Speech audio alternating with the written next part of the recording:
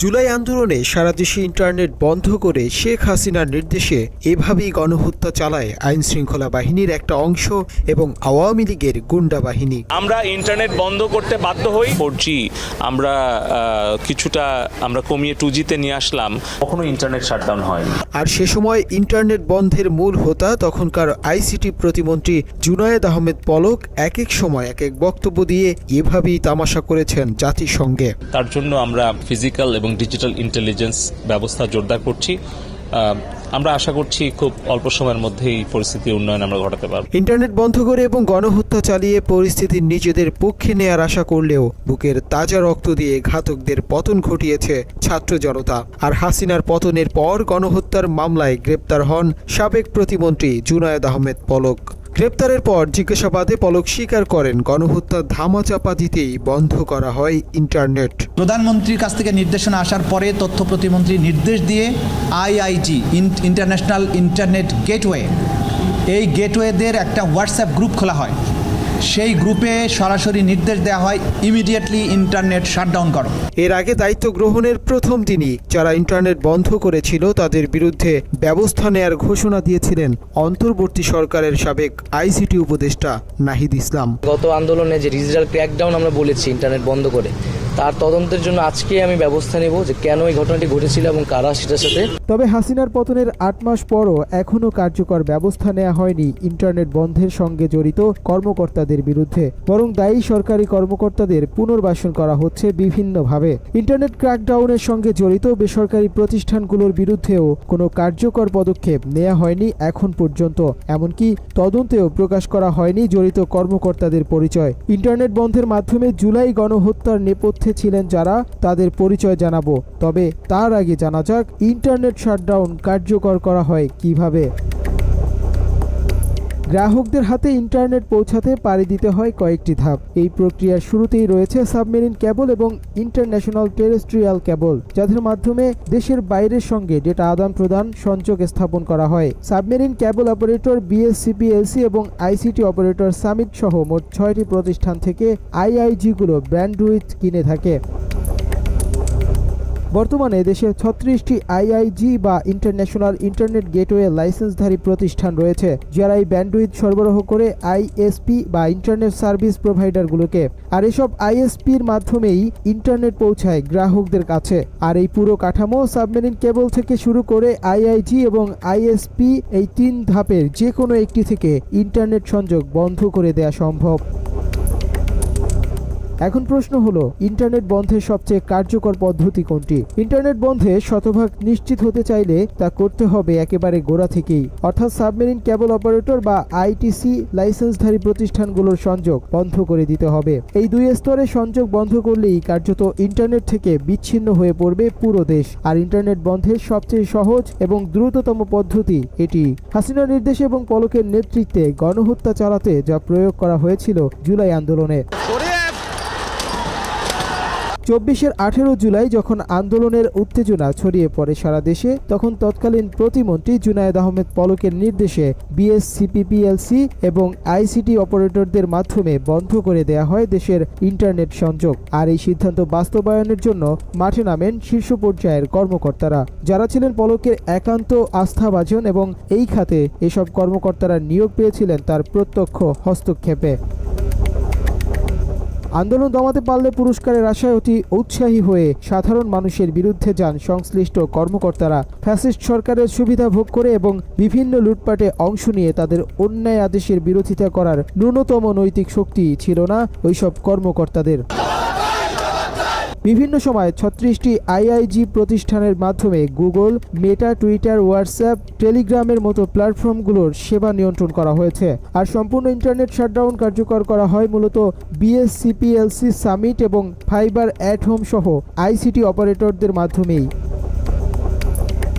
জুলাই আন্দোলনের সর্বপ্রথম বন্ধ করা হয় মোবাইল ইন্টারনেট। 17 জুলাই থেকে ইন্টারনেট বন্ধের নির্দেশনা দিতে থাকে স্বরাষ্ট্র মন্ত্রণালয়ের অধীন সংস্থা এনটিএমসি। সেদিন রাত প্রায় 11:30টার দিকে মহাপরিচালক মেজর জেনারেল জিয়াউল আহসানের নেতৃত্বাধীন এনটিএমসি থেকে প্রাথমিকভাবে ফেসবুক এবং ইউটিউব বন্ধের নির্দেশ দেয়া হয়। পরবর্তীতে 2 ঘন্টার ব্যবধানে মোবাইল ইন্টারনেট বন্ধের নির্দেশও দেয়া হয়। হাসিনার পতনের পর মামলা হলেও ইন্টারনেট শাটডাউনের ঘটনায় কোনো অভিযোগ গঠন করা হয়নি জিয়াউল আহসানের বিরুদ্ধে। রাষ্ট্রীয় নিরাপত্তার নামে টেলিফোনে আড়ি পাতা, ফোন আলাপ ফাঁস এবং ইন্টারনেটে নজরদারির মতো ব্যক্তিগত গোপনীয়তা লঙ্ঘন করে সমালোচিত হয়েছে এনটিএমসি। জুলাই আন্দোলনে ইন্টারনেট শাটডাউনেও সরাসরি ভূমিকা পালন করে তারা। আর এসব কিছুর নেতৃত্ব দিয়েছিল আয়নাঘরের অন্যতম হোতা মেজর জেনারেল জিয়াউল আহসান। এনটিএমসির লক্ষ্য এবং উদ্দেশ্যে বলা আছে, সরকারি নির্দেশনা অনুযায়ী সব ধরনের ইলেকট্রনিক্স যোগাযোগ মাধ্যমের জন্য আইনানুগ ইন্টারসেপশন এর কাঠামো তৈরি করা হবে। তবে সেই আইনের ব্যত্যয় ঘটিয়েই বেআইনি কার্যকলাপে আওয়ামী সরকারের অনুগত প্রতিষ্ঠান হিসেবে গড়ে উঠেছিল এনটিএমসি। এই সংস্থা থেকে নাগরিকদের নাম, ঠিকানা, জাতীয় পরিচয়পত্রের বিবরণ, ফোন নম্বর, ফোন কলের সময়কাল, আঙুলের ছাপ এবং পাসপোর্ট ও ব্যাংক অ্যাকাউন্টের তথ্য ফাঁস হওয়ার ঘটনাও ঘটেছে। অভিযোগ রয়েছে বাংলাদেশ টেলিযোগাযোগ নিয়ন্ত্রণ কমিশনের তখনকার চেয়ারম্যান মহিউদ্দিন আহমেদও নেতৃত্ব দিয়েছেন ইন্টারনেট শাটডাউনে। সরকার বিরোধী আন্দোলন দমনে পরিকল্পিতভাবে ইন্টারনেটের গতি কমিয়ে দেওয়ার পাশাপাশি মোবাইল নেটওয়ার্ক অকার্যকর করতেও গুরুত্বপূর্ণ ভূমিকা পালন করেছেন তিনি। আর ফ্যাসিস্ট সরকারের উচ্চ পর্যায়ের নির্দেশ বাস্তবায়নে কোনো আইনি বা নৈতিক দ্বিধা ছাড়াই এমন কাজ করেন এই কর্মকর্তা। ছাত্রজীবনে বর্তমান নিষিদ্ধ ছাত্র সংগঠন ছাত্রলীগের সদস্য এবং পরবর্তীতে যুবলীগের শীর্ষ পদে ছিলেন মহিউদ্দিন আহমেদ। পলক মন্ত্রিত্ব পাওয়ার কিছুদিনের মধ্যেই বিটিআরসির চেয়ারম্যানের দায়িত্ব পান মহিউদ্দিন। সরকারি কর্মকর্তা হওয়া সত্ত্বেও গোপালগঞ্জের টুঙ্গিপাড়ায় শেখ মুজিবুর রহমানের মাজার জিয়ারত ও শেখ হাসিনার দীর্ঘায়ু কামনায় বিশেষ দোয়া আয়োজন করেন তিনি। হাসিনার পতনের পর বিটিআরসির কর্মীদের ক্ষোভের মুখে আর কার্যালয়ে ফিরতে পারেননি মহিউদ্দিন আহমেদ। ইন্টারনেট শাটডাউন করে গণহত্যার পথ সুগম করে দেওয়ায় যে অপরাধ করেছেন তিনি, সে বিষয়ে এখন পর্যন্ত কোনো ব্যবস্থা নেওয়া হয়নি। জুলাই আন্দোলনে ইন্টারনেট শাটডাউনে বিটিআরসির শীর্ষ পর্যায়ের যে কয়েকজন কর্মকর্তা নেতৃত্ব দিয়েছেন তাদের মধ্যে অন্যতম ইঞ্জিনিয়ারিং অ্যান্ড অপারেশনস বিভাগের সাবেক মহাপরিচালক ব্রিগেডিয়ার জেনারেল কাজী মুস্তাফিজুর রহমান। জানা গেছে 18 জুলাই ইন্টারনেট বন্ধ করতে সরকারি বেসরকারি কোম্পানিগুলোর বিভিন্ন পর্যায়ের কর্মকর্তাদের সরাসরি ফোন করেছিলেন তিনি। একই সঙ্গে ইন্টারনেট বন্ধের জন্য বিভিন্ন অপারেটরদের নিয়ে তৈরি হোয়াটসঅ্যাপ গ্রুপেও বেশ সক্রিয় ছিলেন এই কর্মকর্তা। গত জানুয়ারি মাসে বাংলাদেশ সেনাবাহিনীতে ফিরে মুস্তাফিজুর রহমান যোগ দিয়েছেন 86 ইন্ডিপেন্ডেন্ট সিগন্যাল 4 ব্রিগেডে। এখনও সামাজিক যোগাযোগ মাধ্যমে ভেসে বেড়ায় ওই সময়ে হোয়াটসঅ্যাপে দেয়া তার বিভিন্ন নির্দেশনা। তবে ফ্যাসিস্ট হাসিনার পক্ষে কাজ করলেও এখন পর্যন্ত কোনো শাস্তির আওতায় পড়েননি তিনি। বিটিআরসির এক নারী কর্মকর্তাও জুলাই আন্দোলনে ইন্টারনেট শাটডাউনে কাজ করেছেন হাসিনার পক্ষে। ইন্টারনেট ক্র্যাকডাউন করতে সব ধরনের সাচিবিক দায়িত্ব পালন করেন তিনি। প্রতিষ্ঠানটির উপপরিচালক মাহরিন আহসান শুধু পালনই নয়, দ্রুততম সময়ের মধ্যে ইন্টারনেট বন্ধ করতে রীতিমতো হুমকি দিতে থাকেন তিনি। হোয়াটসঅ্যাপে বেশ কয়েকটি গ্রুপ খুলে নির্দেশনা দেন মাহরিন। তার এই মেসেজটি ছিল 18 জুলাইয়ের। নিজের তৈরি গ্রুপে বিটিআরসি এবং দেশের অন্যান্য বড় ইন্টারনেট গেটওয়েগুলোকে দেশ জুড়ে ইন্টারনেট বন্ধ করার নির্দেশ দেন এই নারী। বিটিআরসির ইঞ্জিনিয়ারিং অ্যান্ড অপারেশনস থেকে সরিয়ে এই কর্মকর্তাকে বর্তমানে দায়িত্ব দেওয়া হয়েছে স্পেকট্রাম বিভাগে। তাকেও কোনো শাস্তির আওতায় আনা হয়নি এখন পর্যন্ত। সাবমেরিন কেবলের মির্জা কামাল আহমেদ তিনিও দায়ী জুলাই আন্দোলনে ইন্টারনেট ক্র্যাকডাউনের জন্য। আওয়ামী লীগের সাবেক এমপি সাজ্জাদুল হাসান ও তার ভাই প্রধান বিচারপতি ওবায়দুল হাসানের অত্যন্ত ঘনিষ্ঠ কামাল আহমেদ। জুনায়েদ আহমেদ পলকের প্রত্যক্ষ হস্তক্ষেপে সাবমেরিন কেবলের এমডির পদে বসেন এই কর্মকর্তা। পলকের নির্দেশেই 18 জুলাই কোনোরকম প্রশাসনিক কার্যক্রম ছাড়াই তাৎক্ষণিক কুয়াকাটা এবং কক্সবাজার ইন্টারনেট শাটডাউনের বার্তা দেন মির্জা কামাল আহমেদ। 5 আগস্টের পরে পুনর্বাসন করা হয়েছে এই কর্মকর্তাকে। জানা গেছে বিভিন্ন তদবিরের মাধ্যমে জুলাই বিপ্লবে করা অপরাধ ধামাচাপা দেওয়ার চেষ্টা করে বহাল তবিয়তে আছেন সিমিউই 6 মতো গুরুত্বপূর্ণ প্রকল্পের দায়িত্বে। সাবমেরিন কেবলের উপমহাব্যবস্থাপক সুরচিত বড়ুয়া তিনিও প্রত্যক্ষভাবে জড়িত জুলাই আন্দোলনে ইন্টারনেট বন্ধের জন্য। গণমাধ্যমে এসেছে আওয়ামী লীগের আইন বিষয়ক সম্পাদক বিপ্লব বড়ুয়ার সুপারিশে সাবমেরিন কেবলের উপমহাব্যবস্থাপক পদে সরাসরি নিয়োগ পান এই কর্মকর্তা। মন্ত্রণালয়ের তদন্ত কমিটির এক সূত্র বলছে, ইন্টারনেট শাটডাউন করতে ওই সময়ে জুনায়েদ আহমেদ পলক সরাসরি ফোন করেছিলেন সুরচিত বড়ুয়াকে। পরে নিজে প্রত্যক্ষভাবে কক্সবাজার ল্যান্ডিং স্টেশনের ইন্টারনেটের প্রতিটি সংযোগ বন্ধ করেছিলেন। তবে অবাক করা বিষয়, এখনও একই পদে বহাল তবিয়তে আছেন এই কর্মকর্তা।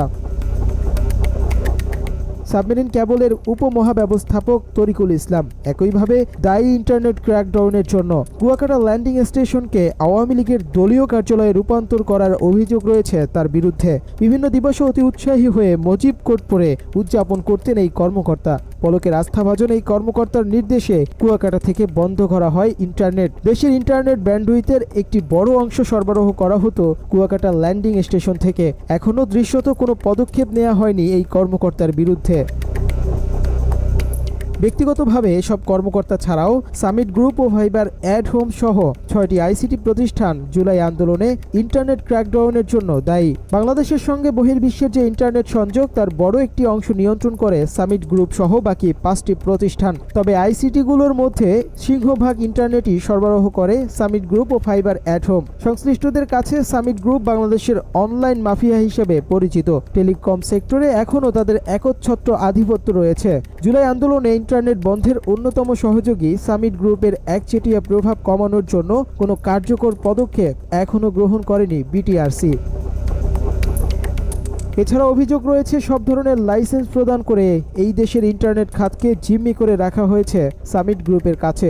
এই গ্রুপকে একের পর এক দেয়া অবৈধভাবে আইটিসি, আইআইজি, আইটিটিএন, মোবাইল টাওয়ার এবং সাবমেরিন কেবলের মতো গুরুত্বপূর্ণ লাইসেন্সগুলোর বৈধতা যাচাই বা বাতিলের কোনো উদ্যোগ নেওয়া হয়নি। 2009 সালের পর থেকে বিভিন্ন সময় রাজনৈতিক বিবেচনা ও নিয়ম লঙ্ঘন করে দেয়া এসব লাইসেন্স খতিয়ে দেখার ব্যাপারেও কোনো দৃশ্যমান অগ্রগতি নেই। এই অবস্থায় অনেকেই বলছেন, দেশের অর্থ লুটপাটের জন্য ক্ষেত্র তৈরি করে দেয়া হয়েছে জুলাই আন্দোলনের ইন্টারনেট বন্ধে সহায়তাকারী প্রতিষ্ঠান সামিটকে।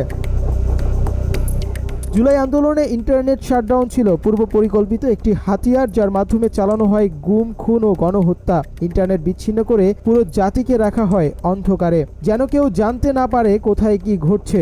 ওই সময় দেশের বিভিন্ন প্রান্তে চলে ভয়াবহ ব্লক রেড, অথচ সেসবের কিছুই জানতেন না সাধারণ মানুষ। এই নির্মম ঘটনার পেছনে যেসব কর্মকর্তা ও প্রতিষ্ঠান জড়িত তারা আজও বহাল তবিয়াতে রয়ে গেছে নিজেদের অবস্থানে। ইতোমধ্যে বিটিআরসির নির্দেশে অনেকের কল রেকর্ড মুছে ফেলা হয়েছে এবং ধ্বংস করা হচ্ছে একে একে অন্যান্য প্রমাণও। এই অপরাধে যারা প্রত্যক্ষ বা পরোক্ষভাবে জড়িত তাদের দ্রুত অপসারণ করে আইনগত ব্যবস্থা গ্রহণ করা সময়ের দাবি। আমরা এমন পলিসি করব এবং রেগুলেশন করব যেখানে সরকার বা বেসরকারি কেউ ইন্টারনেট বন্ধ করতে না পারে। 29 নভেম্বর 2023 সালে ডাক ও টেলিযোগাযোগ বিভাগের প্রতিমন্ত্রীর দায়িত্ব পান জুনায়েদ আহমেদ পলক। সরকারি যে কোনো প্রজেক্টে ন্যূনতম 15% কমিশন নেয় কমিশন পলক হিসেবেও খ্যাত ছিলেন তিনি। ডাক ও টেলিযোগাযোগ বিভাগে যোগদানের পরেই তার নজর পড়ে এ খাতের প্রতিষ্ঠানগুলোর বিপুল সম্পদের দিকে। এরপর থেকেই এই খাতে ব্যাপক দুর্নীতিতে জড়িয়ে পড়েন পলক। একই সঙ্গে ইন্টারনেট ক্র্যাকডাউন করে গণহত্যা চালিয়ে দেশের ইতিহাসের এক ঘৃণিত উদাহরণ তৈরি করেন তিনি। পলক এবং তার নির্দেশে যারা ন্যায়নীতি বিসর্জন দিয়ে ইন্টারনেট বন্ধ করে জুলাই হত্যাকাণ্ড ঘটিয়েছে, সুষ্ঠু তদন্তের মাধ্যমে সঠিক বিচার নিশ্চিত না করলে বেইমানি করা হবে 24-এর শহীদদের রক্তের সঙ্গে। আল্লাহ হাফেজ।